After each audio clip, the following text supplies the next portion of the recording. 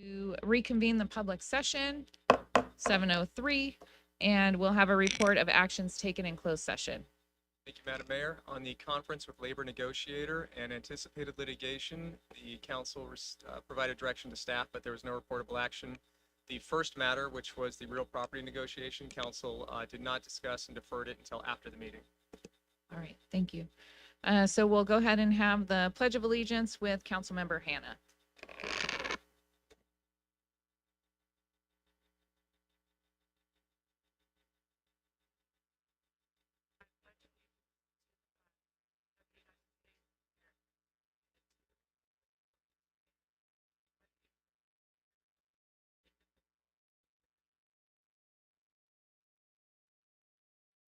Then for our invocation is our member at the LDS church here.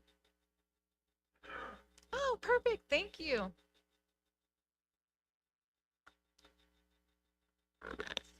Yes, absolutely. Thank you. Yeah, I was gonna say, make sure the little on button's on over there too. Oh, you got it. I got it. Oh, there we go. Good. Can you guys hear me? Okay. Our dear, kind, and loving Heavenly Father, we bow our heads this day as we convene at our community city council meeting. And we ask that thy spirit will be with all those who are going to be speaking today, whether they have concerns or issues, that we may have a spirit of love and we can resolve any issues that may need to be resolved. We're grateful, Father in heaven, to live in a country that we live, to have these freedoms and afford us this ability to be able to work as community members and do the things that would be pleasing to thee. We love thee and we're grateful for all that we have. And we say these things and humbly ask for these blessings in the name of thy Son, Jesus Christ. Amen. Thank you so much.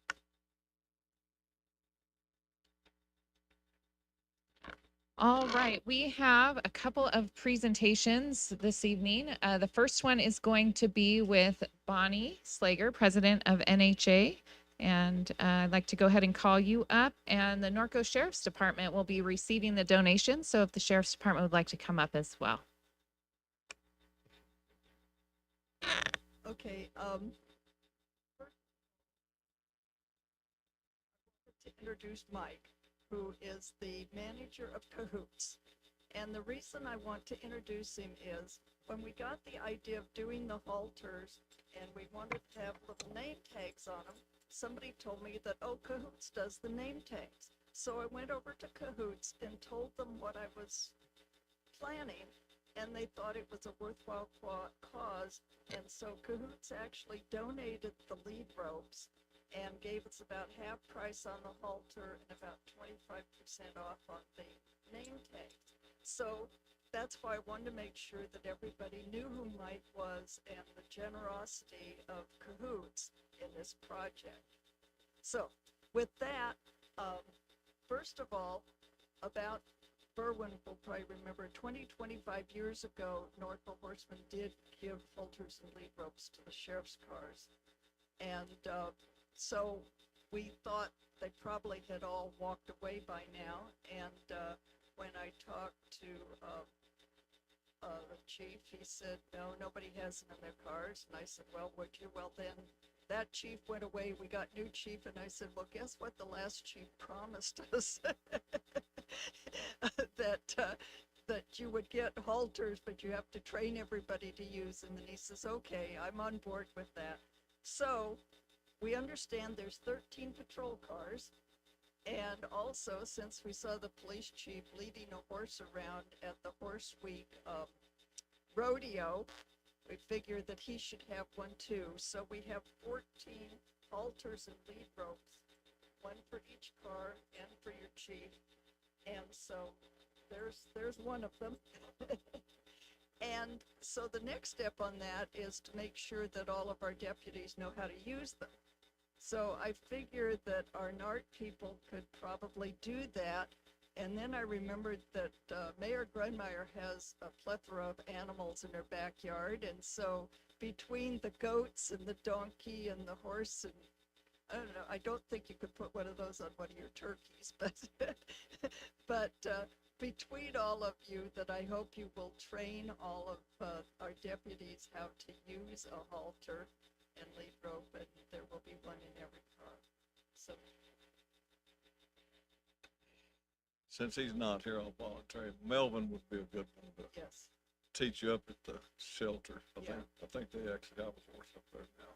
Yeah, and they usually have a variety of other animals, because there could certainly be a goat or a sheep or something else loose as well. And that's why we got the rope halters, because they would fit such a variety of animals. If not, over at Fire Station 41 out there in those garages, we have two of our training horses over, and one of them is one of the fiberglass ones. So we train people how to. Well, that would be a good start, but the fiberglass ones stand a lot more still than Robin's goats would or something. Right. And so I think that after they try the fiberglass one, I think it would be good if they used a live animal.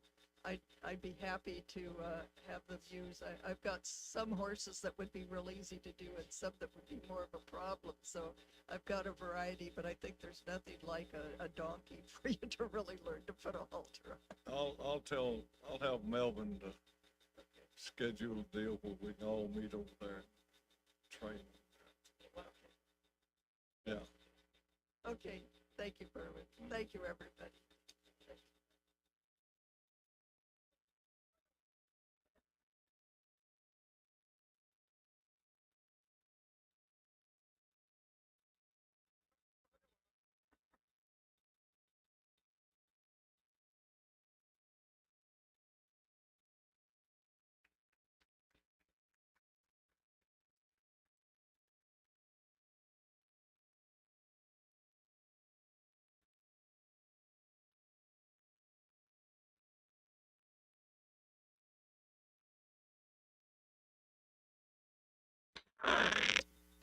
All right, tonight we are recognizing May as Asian American and Pacific Islander Heritage Month by presenting a proclamation to members of the Asian American and Pacific Islander community who have contributed to the economic, cultural, spiritual, and or political development of our city. And so at this time, I would like to call up Michi Walker to receive the proclamation on behalf of our community.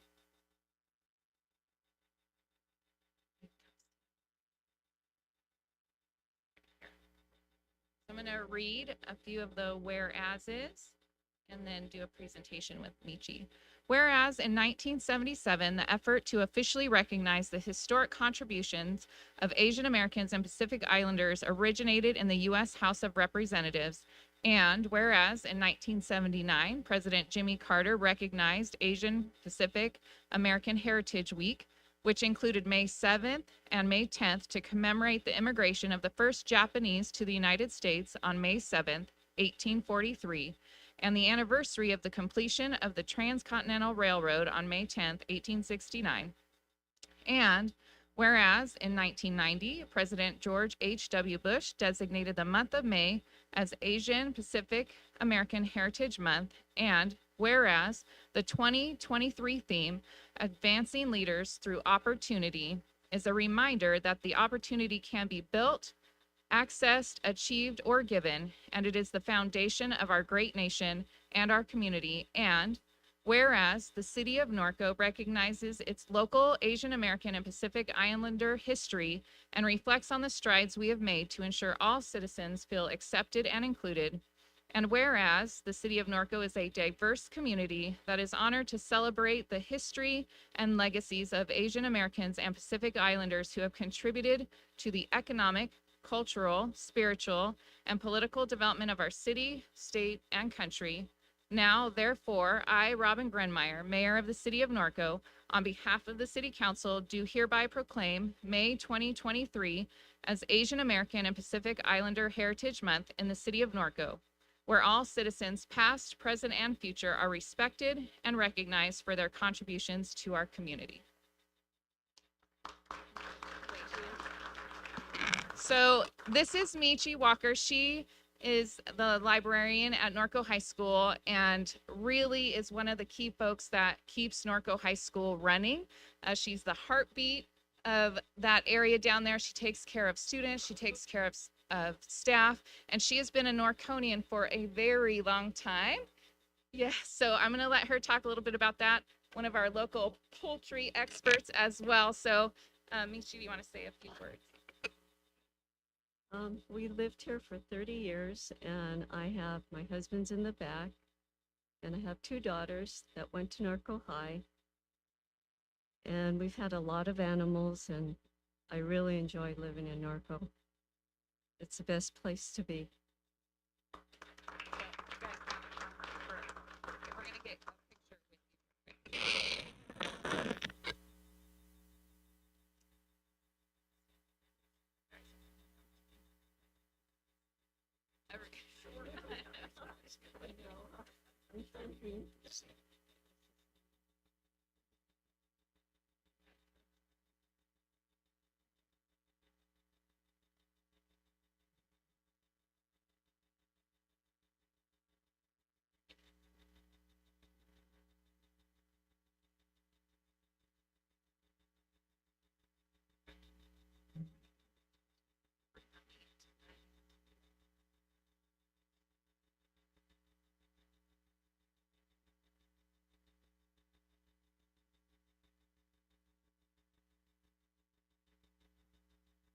So I didn't expect to be here tonight. Had I been here, I would have actually planned this.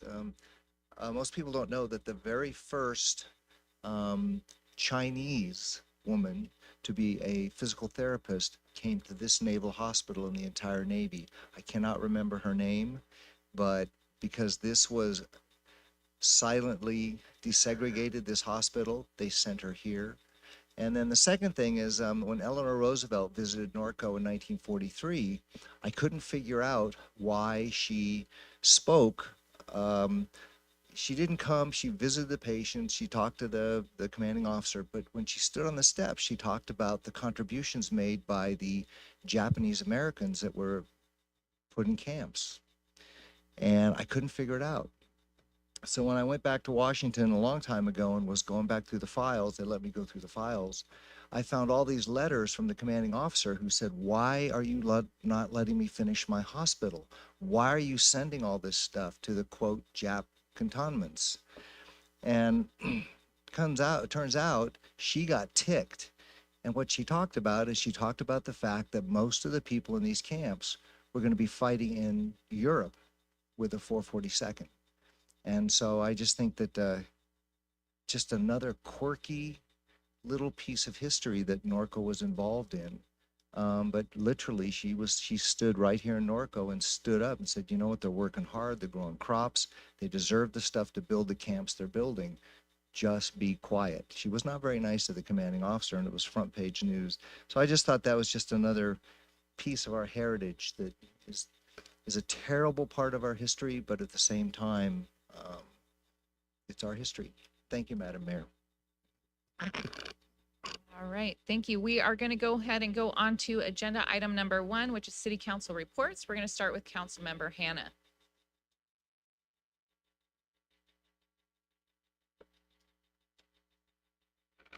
I only had the one meeting last week, was the RCTC, and they brought out the fact that Senate Bill 132, that the funding came from in 2017, the money is required to be spent by June the 30th of this year. One of them was the I-15 Limonite interchange in Eastvale, which made a big difference in the traffic over on that section.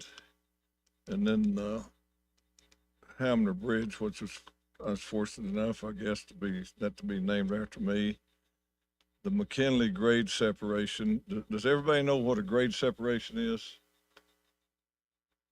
Okay, you go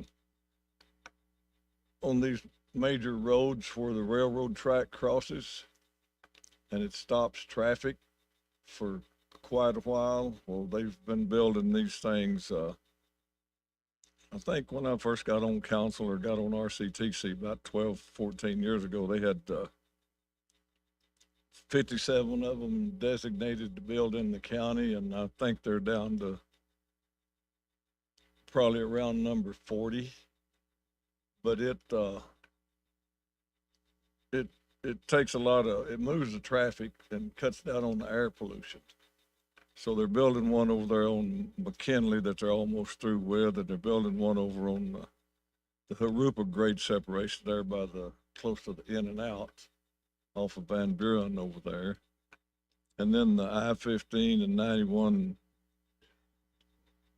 express lanes connector that you can see them building on up here. So they're moving right along, but they are right on schedule with spending the money like all agencies are. So that's all I have today. Councilmember Newton. Thank you, Mayor. A couple of weeks ago, attended the special board of directors meeting for the Chino Basin Desalter Authority.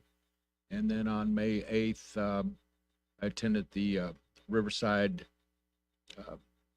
Transmission Reliability Project, our subcommittee meeting that we hold every 1 or 2 weeks.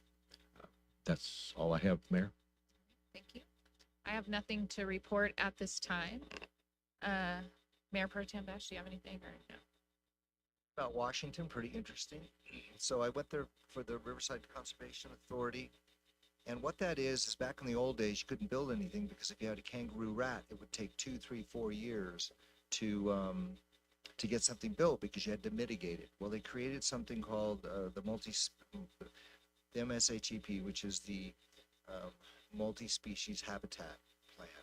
And what that means is if you want to build a Norco, you can conserve property elsewhere. They're trying to put together, they've already put together thousands of acres, but they're trying to put together 97,000 acres of contiguous properties. So there's throughways for animals, and it is the largest such plan in the United States.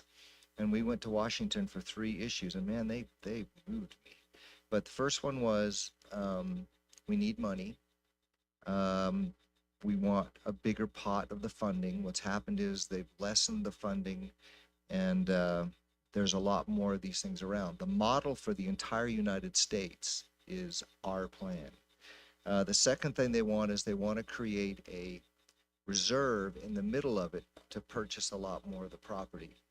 And then the third thing that we had to talk to Fish and Game, Congressman Calvert, Senator Padilla. I mean, literally 5 minutes, these people are running in and out because there's a whole bunch of things happening in Washington. I don't know if you guys are aware of this, but pretty interesting. But the other thing is what's happened is that somebody who helped to build the plan has got contractors, developers who now understand they can buy a piece of property that's in the plan for almost nothing. And then it has to be reappraised at fair market value. So they'll buy, just for an example, they'll buy a property for $100, knowing from the plan we are forced to buy it at fair market value at $1,000. So what's happening is we're going to have to change the rules. And the local Fish and Game, they were like, no, you just got to get more money. But fortunately, we talked to the big people in Washington, and they seem to understand. They're like, that's not fair. And then the other thing that happened is as we went to the Fish and Wildlife, and by the way, it takes 20 minutes to get into every single building. You got to practically take your pants off. It's amazing. I mean, and everybody has guns, which I'm sure in Norco we all like. I'm kidding, but what comes out of there is, but I mean, everybody's armed, and you see all the congressmen and the senators, and they're always followed by 2 and 3 guards. Anyway, as I've talked about before, the Navy, when they responded to our nomination, which was successful in the state of California, a man named Scott Keyes wrote it. So I thought, I saw the hallway that went down to the Department of the Interior, and I went, whoa, the keeper of the National Register's down there. So I just wanted to like see where they lived. And so I went down the hallway, and there was one door open at the very end, and a lady goes, oh, what can I do for you? So I walked to the door and said, well, I'm just looking around. I want to see where the keeper's office was. And sitting there was Scott Keyes. And he's like this. He saw me. Hi, I'm Kevin Bash. I'm Mayor Pro Tem City of Norco. He goes, like hid. So I stood there as long as I could without being obvious, but I was just trying to go, Neener. Dude, I know who you are, because he really did a bad job, and he's done quite a number on us. So it's kind of inside baseball, but I think it was a very successful trip, and I also made a lot of connections for the city of Norco. the RTRP. We met with Calvert, and he wanted to know how that's going, and he pledged his support. And then we have another senator, a congresswoman that's very involved in that has just a little piece. So, and I want to send her a challenge coin because he has a huge challenge coin collection and have it come from all of us. So, and that's all I have, Madam Mayor. Thank you. All right, thank you. We will move to item number 2, our consent calendars. Do any members of the council have items they wish to be pulled? Okay, 2D, okay, so 2H. 2D is in dog and 2H. Motion to approve the remainder. Real quick, do we have any Oh, cards sorry. from the public? Yes, Mayor, I had 2D, 2H, and also 2N, if you so choose to pull that item. 2D, 2H, and 2N.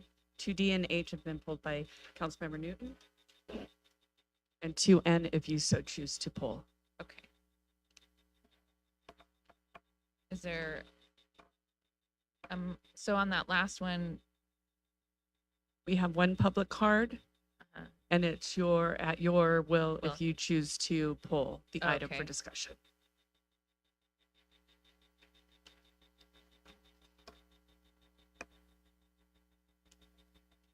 all right, so is there, a motion? Motion to approve the rest. Before, I apologize, before council approves the rest, on the public card on 2N, it doesn't sound like it's going to get pulled. Under the Brown Act, public needs to be able to comment before council takes action on every item listed on the agenda. So what traditionally happens in this situation is the person is allowed to speak generally before the consent calendar. Madam Mayor, if you're okay with that. Okay, or Greg, do you care if we pull that one since we were the subcommittee for that item? N is in Nancy.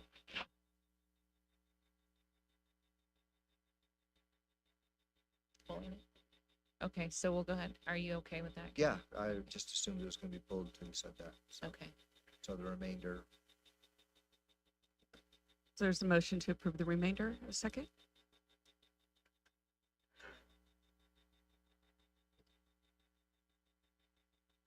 Please vote.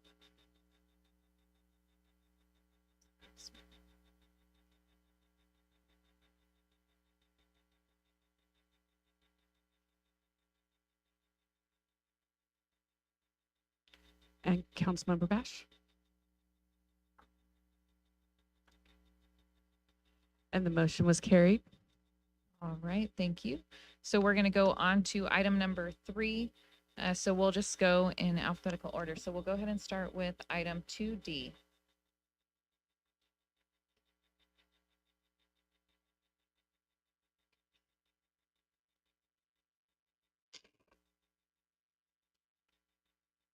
Okay, thank you, Mayor. This is approval of multi-year professional service trail maintenance contract.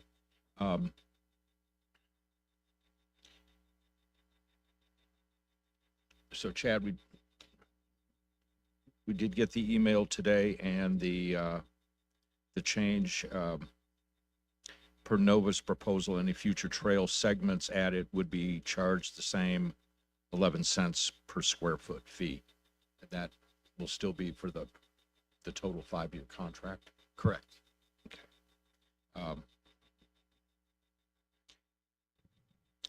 So on this one, it was just a little bit of clarification. I'd received some phone calls and some messages and some emails on this, and it couldn't be any happier with the company. I give you kudos for being able to extend this for a 5-year contract and holding the price for 5 years. But just for clarification, that every year you would still need to go back to the Measure R committee for appropriation. Correct. Yep, Okay. absolutely. And I had a question that had come up on if what if next year it's not appropriate or appropriated, and if we had to cancel in our contract that we have, the termination is a 7-day notice without cause. Yes. Right. So I think that alleviated some of the current concerns that the residents had. So it was just, wanted to kind of get that out in the open in case anybody had any questions on that. But certainly this is an appropriate use of measure our funds, and they've been doing a good job. And I wanted to compliment you for negotiating a 5-year contract. Thank you. And if there's no other comments on this item, okay. Are there any cards, Dana, on this one? Yeah, one public comment is Paul, excuse me, wrong one. 2D. Mike Thompson? Okay. Bill Naylor? Thank you, Mayor and Council. I'm kind of in concurrence with Councilman Newton about his comments, and I do think this work has been done very well. The only thing that I might suggest, and I like the idea that if we're going to add work to the contract, it was already got a set price, and I like that. But if we decided, or if the city decided to exchange some of, for instance, the backyard trails, which I know not everybody's agree with me on, in lieu of doing some of the work in the front yard trails, I'd just like to see some kind of wording or whatever to be able to allow us that flexibility, because 5 years is a long time. I'm hoping that we'll see some work done on the backyard trails before then. Thank you. Oh, while I'm here, I just want to compliment our volunteer crew from the city. We went out and replaced 75 caps on the vinyl fencing yesterday morning, and we replaced several broken wood rails at the same time. So I'm out of caps again. Thank you. And our last speaker is Jim Pollard.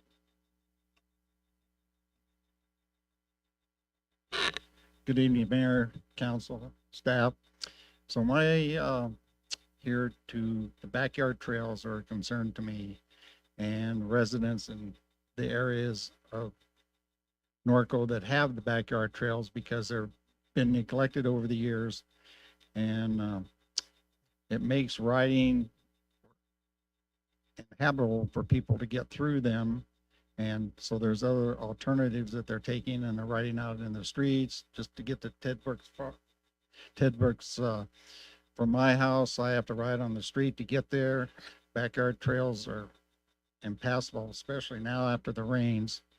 I've worked with the Boy Scouts and clean up on some of these trails on the tumbleweeds and stuff in the past, but it's an ongoing thing, and the city's been helpful in picking up when you make arrangements for them. But I know we've had, being on the Street and Trails Committee, we've had people come and say they would rather have the trail in the front of their house, but that's not really feasible. We just need to address the backyard trails and make it fair for them, because you can't, especially the older people like me, I don't have a backyard trail, but they can't handle on their own taking care of a segment of the trail in the middle of their property. So we just need to make all of our trails connected so we can enjoy this lifestyle that we enjoy. Thank you. I have no further comments on this item. All right, very good. We'll bring it back to council for any other discussion, questions. Since Jim spoke, just across the street, on Jim Street, what's your street, Jim? Santa Anita. Across the street, that's a trail, right? When you say across on Santa Anita or On Santa Anita.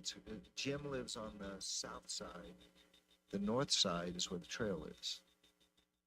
I don't have a trail map for me, so I couldn't Yeah. say for sure. I was going to send you pictures of it tomorrow. I don't think it's ever been touched. There's lots of grass and it seems really hard. Is there some way we can look at that? Yep, absolutely. That's all I have. All right, Make a motion to approve. second.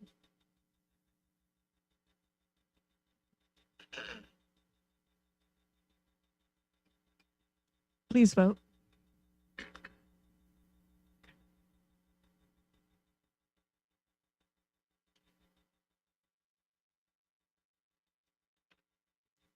And motion passes. Thank you.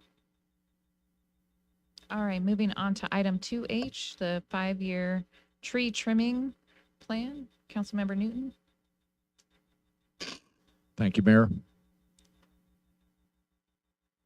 Okay, Chad, I'll start with the kudos once again on the 5-year contract and holding that not to exceed price. And, obviously with WCA, there's never been any complaints, and they've been a long-term subcontractor to us. I'd sent the city manager a couple of notes beginning of the week. Part of my concern is that this request is being asked to come out of Measure R. Well, let me back up first. The 9,000 trees that you mentioned, these are just street trees, correct? This is no park trees that they maintain? This is their entire forest. So this is parks also? Yes.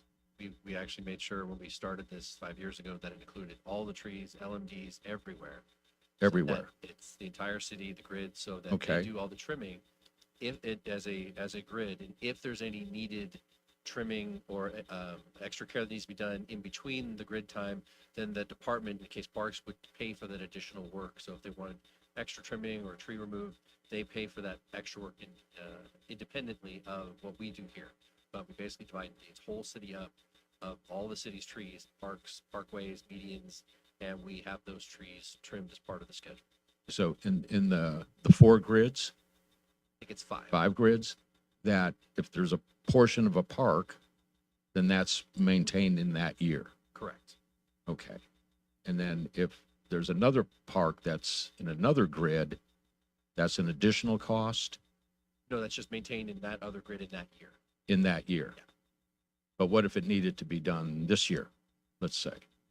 Traditionally, that would be an additional cost because it's outside the grid trimming, but Okay. we can always arrange it to talk with the contractor, say, look, can you, realistically, in most cases, all our facilities are within a grid, so they're not cut in half.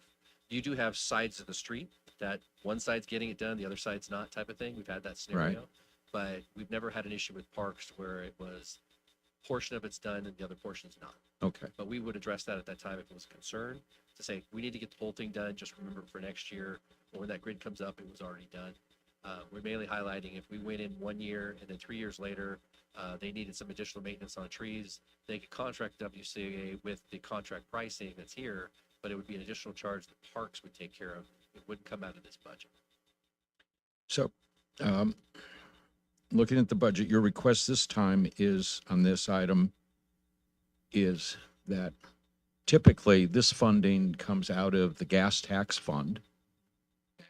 I think I can remember one instance, maybe a few years ago, that it did come out of Measure R, but I'm not 100% on that. 2 years. 2 years ago. But typically, it's always been gas tax fund. And so when this was, and correct me if I'm wrong here, when this was brought to the Measure R committee, it was under the premise of street maintenance. There was no mention of tree trimming. No, this was always intended to be for tree trimming. That's what it's for. It's the gas tax fund primarily handles street-related, parkway-related maintenance, which includes the trees. So, for example, in the gas tax money that we use, it pays for funding for pothole repairs from our contractor Harper. And normally we would include tree trimming in that, et cetera. But unfortunately, there have been years recently where the gas tax funds that we come in aren't enough to meet all our O&M expectations that are put on the gas tax to maintain our streets and parkways that are in that fund. And in this particular, like 2 years ago, we didn't have enough money. We sought Measure R's approval to use, to move this particular contract to maintenance under Measure R, which they approved. And then this current year, we did get enough, we had enough savings in our overall gas tax plus revenue that came in. We could actually fit enough of the tree trimming in this year back in the gas tax budget. So we're only trying to go to Measure R when we don't have enough funds in the gas tax. So 2 years ago we did it. This year we're able to accomplish it in just gas tax. This year at this point we don't have enough money to do this service again within the gas tax. Okay, so part of my concern is that the way it's presented to Measure R is street maintenance. And to my line of thinking, and I'm not sure what questions that they had asked, but as you said, pothole repair, sweeping, striping, those type of items in general. But so I went back to we didn't talk about this at our budget workshops, which is part of my concern, is that, in the report, unless I missed it, it just says we have insufficient funding in the gas tax fund to pay for the tree trimming, but there's no amount that I can find. So how much are we short for this $250,000 request out of the gas tax fund? I think at the time we were short about, and that's that when we were looking at what we had to cut and what line item within that gas tax we could remove to cover it. I think it was about 200,000 around there. It wasn't a full 250, but it was, as far as moving an item out, we just took it all out because that's the whole contract amount and moved that item out. But I don't have the exact number of where we were in the difference between what's available gas tax versus what I was budgeting and how much we had to cut. But that was when we removed the 250, that made us now within the black. So, well, I think where I'm going with this is that I'm going to ask that this goes back to our budget workshop for more explanation, and I'll tell you a couple of the reasons that, since we didn't have much discussion on this, that in previous years, 2021, 22, 23, salaries, benefits run $31,000, $41,000, $28,000. This year's request is $166,000. And then, and I know this is more budget type questions to do at a workshop, but special departmental is $50,000, and then contractual services is $189,000. But when I look at these numbers, that expenditures are obviously higher than last year, but then also our revenues. So I'm just not comfortable with, I think, the way this was presented as street maintenance, and that we also didn't have a complete discussion on the gas tax fund. So I'm going to make a recommendation that we continue this item, and it has nothing to do with the company or WCA, that we continue this to our next budget workshop, and wherever that falls, in relationship to the Measure R, their next committee. That's all I have this time. You have an issue with how it's been presented and how you just want to have a discussion on it, but because urban forest is something that most certainly this Measure R. I mean, if we need it, it's to fill that gap. But you're not questioning that. You're questioning, you want to see a better breakdown and discuss the gas fund. Yeah, I think one, Kevin, as I said, how it was presented to the Measure R committee. Got it. Two, that we didn't have any discussion on the gas tax fund, and then this item comes afterwards. And that going back and looking at our budget and what we did in the workshop, there's some columns that just, have we moved some costs from other areas? And just like I say, on salaries, how do we go 31,000, 41,000, 28,000 actual to 166 for a request? So are we moving something from somewhere else that now makes this fund short, that we have to make that request? Yeah, I just want to make, and I'll support that. I just want to kind of, just as a little bit of a background, is our urban forest. I was around when the Lurpsilus killed all the eucalyptus trees, and then Edison killed the rest. And then, and when 6th Street, when you had council members And watering. and, the urban forest is a huge initiative that we started. for a decade now. And so I want to make sure that, and I know for a fact that, and I agree with what you're saying, the urban forest definitely falls in the purview of Measure R funding, because that is our infrastructure. And I want to make sure we don't lose. I mean, you recall when you got it, well, Burr, when you got on council, remember 6th Street? All the trees are dying. I mean, look at 6th Street now. So it's been a very, very successful program. But I will second your motion if that's a motion. And I think probably you need to find out someone's going to talk. Thank you. Let's talk about the motion. All right, so we have a motion and a second. But we have one public comment. Oh, okay. Mike Thompson. Yeah, I have to go along with what you said. And at the budget meeting on the 10th, I thought this was going to go back to Measure R. I was confused by reading this. So maybe if they had a better understanding, they'd be more happy to. But I think this would be a good thing. Lori? Thank you, Mayor. Just to clarify, this item actually was recommended for approval by the Measure R Committee. There was in the packet a mention of this in the staff report. So, and we're confirming that with Lisette, but our recollection is it is in the staff report noting this is for tree trimming. So the second thing I'll mention is that I mentioned at the budget workshop, this budget seeks to more appropriately spread public works staffing costs. So you're seeing increases in the general fund and in gas tax, more accurately reflecting where the staff should need to be charged. So that you're seeing that happen, and that needs to happen. It's appropriate. So there's not additional charges here. It's not net lots of additional people. It's just that there's additional, the charges are being spread appropriately based on the workload. So, and actually there are 2 additional people that we added, but that's not the reason, the main driver of this reason. It's more appropriately allocating across all the funds. But we can certainly discuss this in more depth at the next But workshop. I think that's the bigger point, is to have that discussion. And that it's just more than street maintenance, but we still don't know or we haven't discussed what's the specific amount that this fund is short to cover the tree trimming, other than the whole blanket $250,000.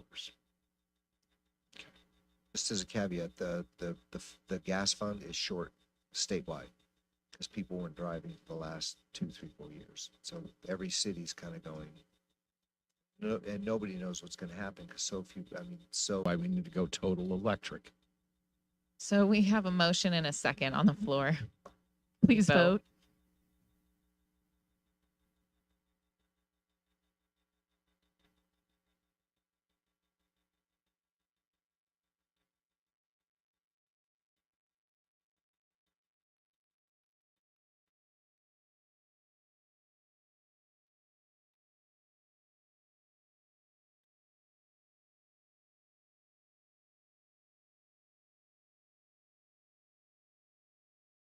Motion passes.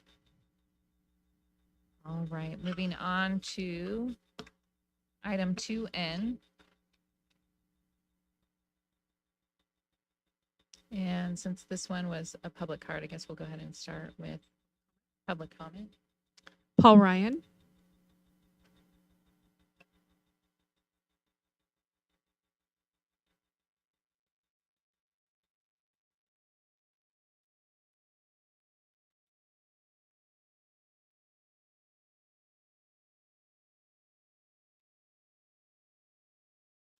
Honorable Mayor Grunmeyer, council members, and city staff. I will be very brief. I've asked the clerk to submit my comments in writing with an attachment highlighting an outline prepared by Cal Recycle as some of the compliance obligations that we'll be seeing within the next few months regarding the electronic annual reports that jurisdictions must prepare. This is the first year for the full reporting for each jurisdiction. So it's a very important time because this will set the stage for future regulations. I support the staff's recommendation with the following revisions to the scoping plan. One, management of the contract must include preservation of existing integrated waste management program support and collection services that uniquely benefit various equestrian, animal keeping, urban agriculture community, and chamber interests. Waste Management Incorporated, as the existing franchisee, is in the best position to address community equestrian, animal keeping, and agriculture integrated waste management needs. Second point I'm bringing is the use of quality agriculture acceptable compost and mulch must be given priority over minimally compliant organics to meet requirements of the CDFA Healthy Soil Initiative and SB 32 scoping plan update for Norco urban agriculture and croplands, including urban forests. My third point that I want to bring to your attention in my presentation is task 2.2 regarding market rate analysis should include WRCOG's rate analysis for residential and commercial rates for refuse, recycling, and organic collection. It is my understanding that we live in Riverside County and we are part of WRCOG. As you will notice in the scope of work, the identified communities for the analysis were, with the exception of Eastville, for all San Bernardino County jurisdictions. It is important to understand the City of Norco's SB 1383 compliance obligations and compliance burdens that are addressed before the NNRP can be released for bid.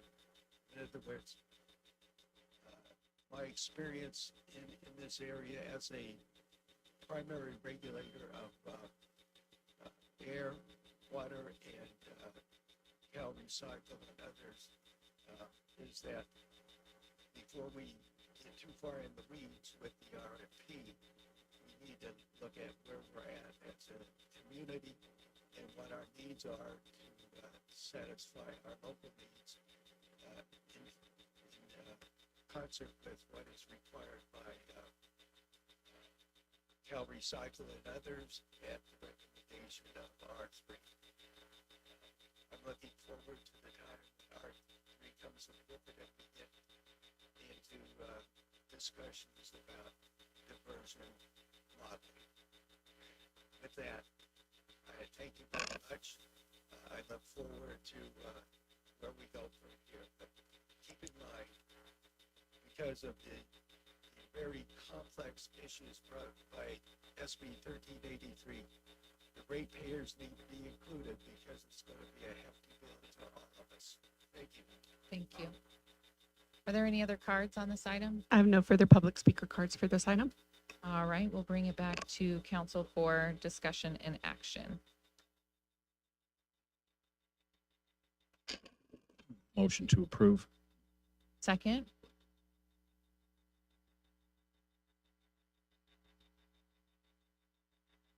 Please vote.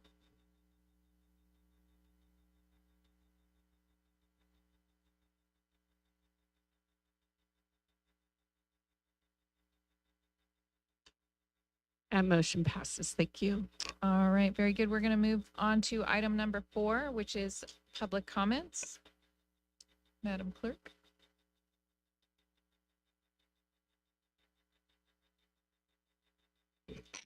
Please limit comments to 3 minutes or less. The governmental body shall not discuss or act relative to any general public comment. I have one speaker card, Terry Baker.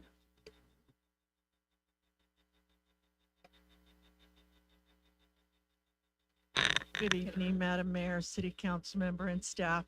I'm Terry Baker. I reside here in Norco on 1115 First Street, northwest corner of First and Temescal. The front of my property faces First Street, as my address states. The side yard is on Temescal Avenue. And to bring you up to speed, the Streets and Trails Commission approved additional trail fencing to be put in on the Temescal Avenue side, the side property last year. because it was the regular trail fencing, the wood trail fencing was removed, and they did not restore the white trail fencing where it should have been. I'm not sure if this is the correct forum to bring this to everyone's attention, most specifically to Chad's attention, in the fact that today was a great day. They started to install the fencing. I was very happy. And as the invocation stated, we're looking for some resolving problems. There's a huge problem. They blocked access to my backyard. I have 2 spaces that I have access to my backyard. One's more of an emergency area that I don't frequently use, and one's more a smaller area that I frequently use to unload hay and do other things as such. And they've now blocked it. Well, I would like to have immediate response as quickly as can be done, because the post went in today, before the rails go up, that they take down the part that's blocking that point. Thank you. I have no further public comment cards. Mayor, just to clarify, I did get late this evening Ms. Baker's voicemail. I've already given it to staff, and staff is going to reach out to her tomorrow. Okay, thank you. All right, moving on to item number 5, city and council communications. So we'll start with city staff. Any city staff? Okay, Ms. Dana? Just a reminder that we are now in our annual recruitment for boards and commissions. We have quite a few positions that are open. A lot of terms are expiring. So I really would hope that all of our community gets on board, put in your application. If you are currently sitting and your term is expiring, you do need to reapply for your position. I look forward to seeing all of your applications tomorrow morning coming in. So thank you. All right, any other city staff? City attorney? Thank you. City manager? Any members of council? To my right? Erwin or Greg? To my left? Fabulous job Saturday. Oh, yes. I thought that was so much fun. I mean, I had a blast. I hope everybody else did. The merchandise was, I mean, you're gonna have to buy how much more, but I think everybody had a really great time. And I really thank staff for doing that. You know what? It was perfect. Short, long enough. I mean, I think all the vendors sold out pretty much. You got to throw your ice cream. And your costume was wonderful, but I think I really, really want to thank staff for that. It was a lot of fun. And also there were some volunteers. I think Kelly's mom, she was working a booth, and so it was really neat. The music was great. Thank you. All right, and I would concur with Kevin. Such a great time on Saturday. So, and with that, we are going to return to closed session. So I can't adjourn the meeting though, right? Because we're going back.